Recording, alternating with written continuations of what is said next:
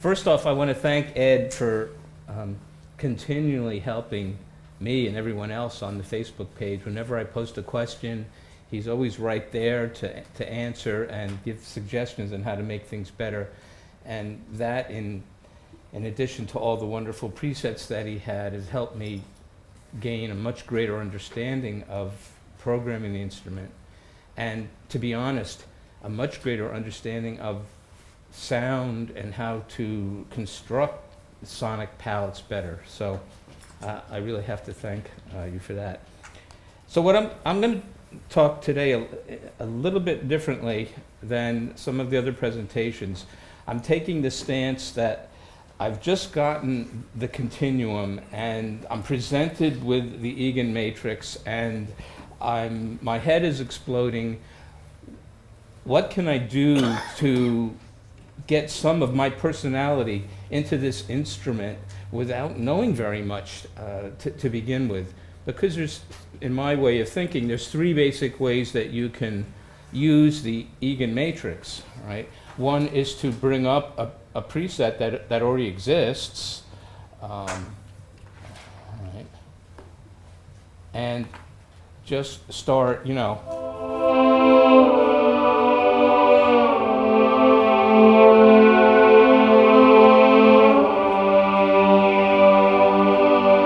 play something, use the controls that are provided to you, and don't worry too much about programming it. And you have a few hundred presets here.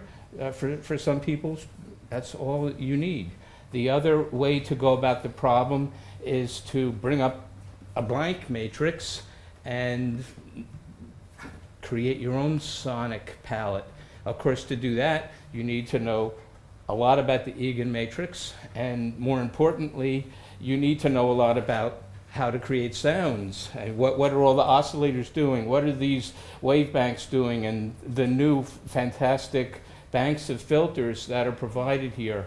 If I would go out and try and buy modular equipment with all of those capabilities, if it even existed, by the way, it would cost me $10,000, $15,000, $20,000, and I'm not joking. So from that perspective, this instrument, for what it can do, from my way of thinking, is really inexpensive compared to the alternatives, right? The third way of dealing with the problem of the Egan Matrix, especially starting out, is to just bring up a preset and start fiddling with it, play around with it, have some fun, and don't really worry about what you're doing.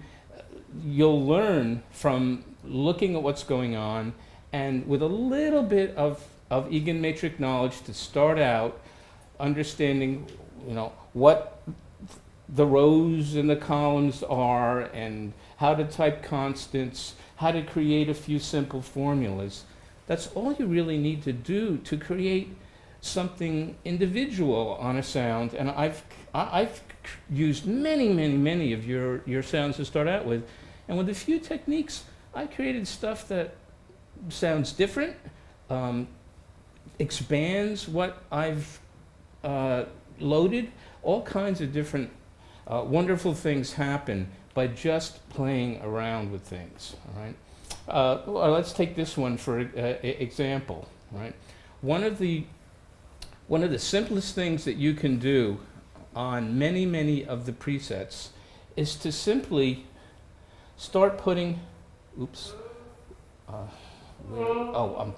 I'm trying to use this as the mouse. That's not going to work. It's the mouse pad mentality, right? So one of the simplest things you can do is just use frequency multipliers. Ed already talked about the bottom row being a multiplier here, and so in this choir preset, we can see there's a bank of sawtooth waves of frequency 1, 2, 3, 4, 5. So Ed set these up to do different things on these 5 frequency possibilities. Exactly what are these doing? You know what? Right now, I don't really care, because I'm not in that mindset right now. I want to know what those are doing at some point, but I don't necessarily have to know what they're doing to fool around and have some fun. all right? Now, one thing you could do is simply ask yourself, well, if you press the space bar, you can turn things off. And sometimes you get nice sounds by turning things off in the matrix, not necessarily adding things. You have to be careful a little bit because you could turn off the wrong thing. And you also have to be very careful if you start fiddling around adding noise, because that can create some full spectrum stuff coming in, and especially if it's already being passed into filters, you can create some magnificent explosions, and I've done that. So as Ed says, if you're fooling around a lot like I'm doing here, on the gain dial that back, because just in case you type the wrong thing, you don't want to have an accident. Kill your speakers. Well, you could have an accident like that. So always dial that back. Fortunately, everything's always come back for me, except maybe my ear after a while. A good rule of thumb with that is if you dial it back to around 30, you'll still hear your change as you make it, but Right. in case it explodes, it won't be overbearing. Right. So I can take off some things here, those formulas. I know that X is just tracking the base position on the fingerboard. So I've removed the formulas here. I still have X, I still have the first one going in there.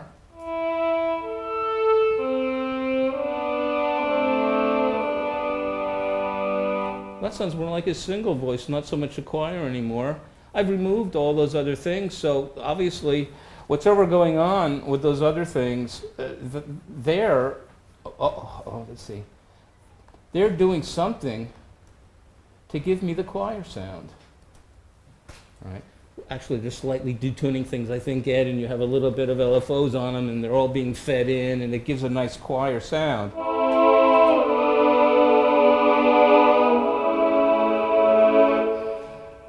Let's play around with those. All right. So, okay, let's say I want to put a frequency multiplier on some of these. Maybe I'll take one and I'll lower it by an octave. Oops. Let's select that. 0.5. I'll type a constant on that one, and maybe I'll. Well, let's see if that changed anything. Yeah. So you put a 0.5 in F5. You see where if you go up to the frequency on F5 and there. You accidentally replaced there. You see? What was that? Do you remember? Yeah. That's, Well, yeah, actually, it was F. I don't It have was to free- it worry. was I'll F. just do this. Oh, that's a good idea. Yeah. All right. Okay. So let's do that again. That's 0.5 there, and maybe I'll stick. I don't know. 0.25. I'll go another octave. So theoretically, I'm multiplying by taking things down an octave and 2 octaves on whatever's going on there. All right. So I should, in my mind, think something lower should come out now.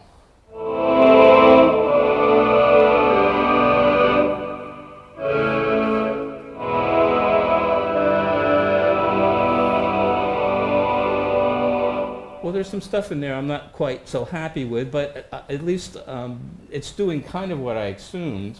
So let's get rid of the, where's the delete on this guy? All right. Let's do something else. Let's play around with, say, not just an octave. Maybe we'll multiply that by 1.5 to try and get a fifth or something coming out. I can't type 1.5 in the matrix, so what I'll do is I'll use a free formula over here. And I can set this to 1. And I could set this to 1.5 if I wanted to by scaling it differently. But I know this guy, if I'm just adding things on Y, I'll set him to 1.5. So that'll end up being 1.5. And I'll pick one of these in here. And let's see. Let's put that formula as a multiplier on that. Hey, that's doing what I thought it might do.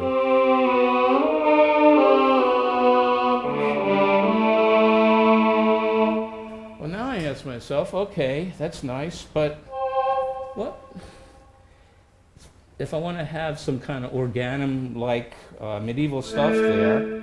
What if I want to play just a single melody on top of that? I don't want it all to be fifths. And this is where knowing where Y is very nice on the continuum. I use it all the time, splitting Y in 2, 3, even 4 different places. So what I might do here, for example, is on the bottom half of Y, I'll set that to 0. The top half of Y, I'll set to my 0.5, which means now that at the on the bottom half, oops, I have my solo line the way I want it. What about on the top half of Y? Oh, there's my nice organum.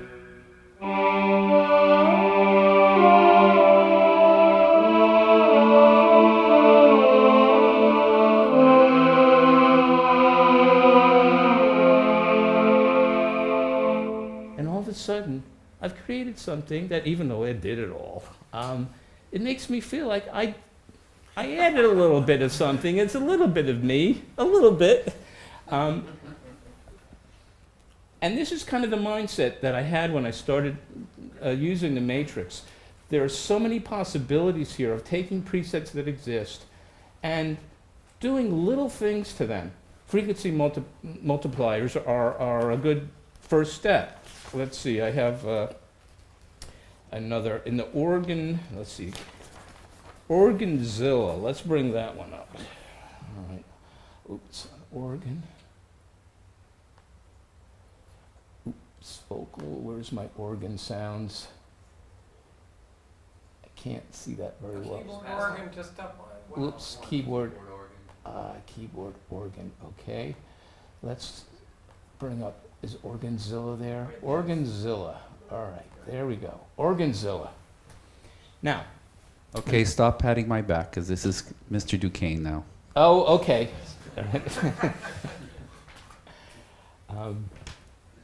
Christophe has some wonderful presets here. Benedict does. The amount of stuff that's existing here is amazing. Now, one of the things that I'd like to do is bring up presets that don't have much going on in them. And the reason is, there's a lot of space in the matrix I can use now to copy stuff, right? Unabashedly just copy stuff. And so let's try doing that right now. All right? Let's go in here. I don't even really know what it's doing yet. I'm just going to copy it because I see that I have a free bank here. Now, don't make a mistake and try and copy what's in a wave bank to a big bank, or you could have an explosion. So let's find ourselves a wave bank. There's the second one. And if I try copying too much in on top of things, you might get to a point where it'll tell you have to reduce polyphony and other things like that. But I worry about that when it happens. So let's just now mindlessly, which is a lot of what I do on this instrument at times, just copy in on this second bank exactly what was in the first one. Let's see, am I on 1, 2, 3, 4, 5, A, B? All right.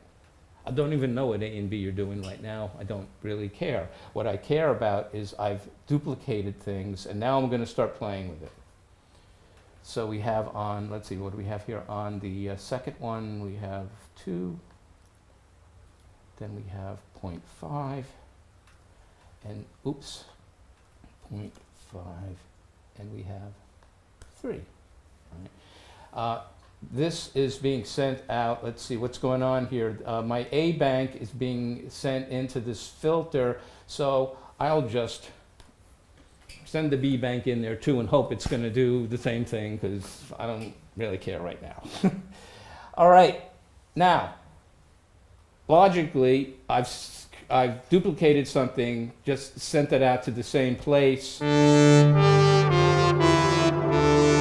So it should just be more of whatever was there before. But now I can start playing around a bit, right? Well, one of the first things I can do is, and when you see these wave banks, the easiest thing to do is just change it to another sound, all right? So now I should have a nice square with a saw going on.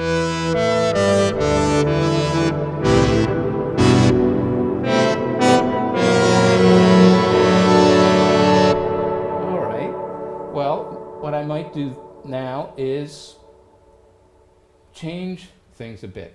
Maybe I want this to, let's make, I don't know, let's make this, say, let's make it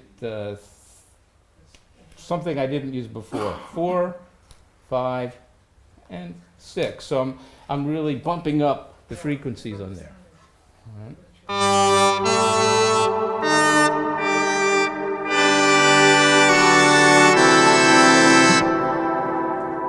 And if I wanted to, I could take it somewhere where it wasn't before and maybe just make them all triangle waves. And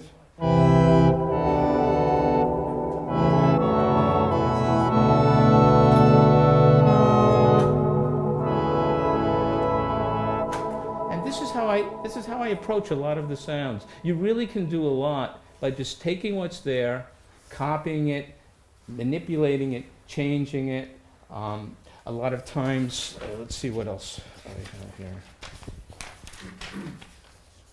I've learned a lot on how the matrix really operates by doing this. Let's see. About another 10 minutes. 10 minutes? Okay, let's do one more. All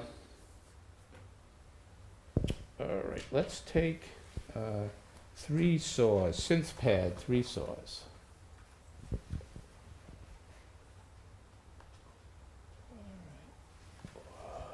Where is synth pads?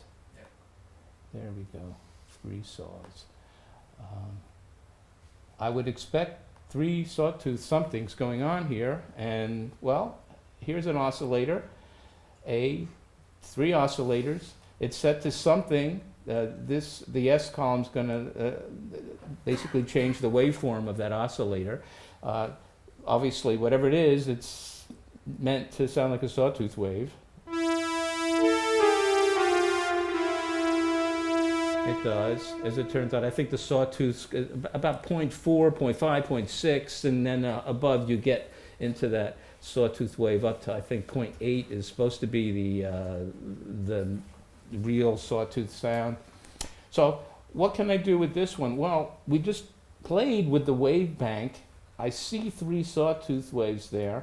Well, let me think to myself, all right, let's make this a wave bank then. I'll have an amplitude coming in on here. Maybe I'll just use my Z function there to open that up. I'll maybe use the 3 frequencies here. I see here I have X, A, and B. Well, why don't I make that X, A, and B? All right. Now, where I see all these things coming out here, let me take my sawtooth wave on A, and let's just put out, I don't know. I know that since I'm using Z as my function to control the amplitude here, I could just send it all out there if I want to. And we'll see what that sounds like. It should sound very similar because I'm basically duplicating it, right?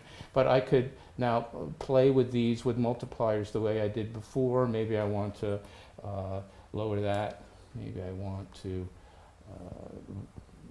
raise that, and maybe I want to make this, let's make this really low. All right. There I can kind of hear, I've got now 6 saws, not 3 saws, for example. Right?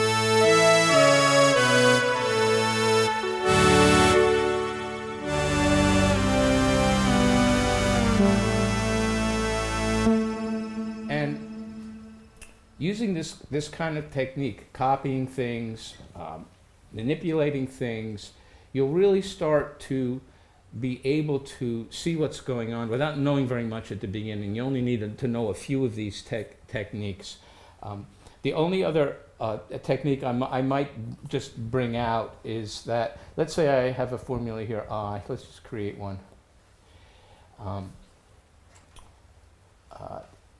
There's a copy function here. And it's very, very useful because if I click that, I can select any formula that's in the matrix now and copy that, and I will become that formula. And I can use that in my matrix, and then I can slightly change things in here, keep the original one, and see what happens when I change parameters here and there. So it might seem simplistic, but I do this all the time. And I've done things like there's a wind and beach preset, there's a bird preset. It just so happens that there's enough room in the matrix that you can take the bird preset, copy it into the wind and beach, put it on a foot pedal, and bring the birds in when you're doing your wind and your beach. And I didn't do anything other than copy, but then I can figure out what's going on. And they do after a start while. sounding like seagulls then. That's right. So, I mean, that's how I started kind of learning things, and to this day I still use this technique all the time. So, that's it. And what I've learned is I want the big one. I know where you can get one. Yes. Just like a hassle. I just wanted to say thank you for the time you've put in and the information that you've shared, and you've been a big inspiration for people who I've directed in your direction to check it out. People who are thank you. afraid, and I'm like, you got to check this out. It's going to change your life. I even brought it up to my buddy back here a couple days ago, and here you are. So thank you. Well, most of it I do for myself because I forget it in 3 weeks. So at least I have these videos on hand available for me to remember. All right. So, thank you. Yeah. Is there a way that you can, when you copy, that you can turn off the original and listen to your copy, and then turn off your copy and listen, so you can go back and forth? Well, let's say if I wanted to copy, I could copy what I did here. Here I, for example, I copied A into it, so I could put I in there instead of A. A is gone right now. So now when I make my changes, you'll hear what I'm changing in I. If I want to put A back, I can just put A back, and then you can hear it. Yeah.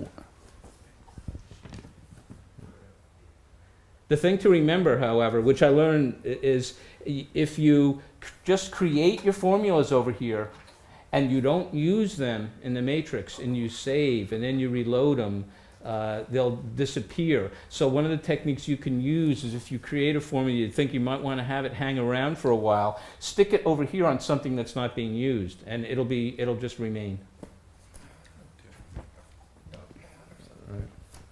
That's a very good point, Richard. We put that in just as a housekeeping thing, so you wouldn't have these bloated .NET No, I use files. it now Yeah. to great advantage because I want to erase stuff. Yeah. And Yeah, Yeah. exactly. And rather than zeroing out the formulas, you just save and reload. Yes. Any more questions? yeah. One comment.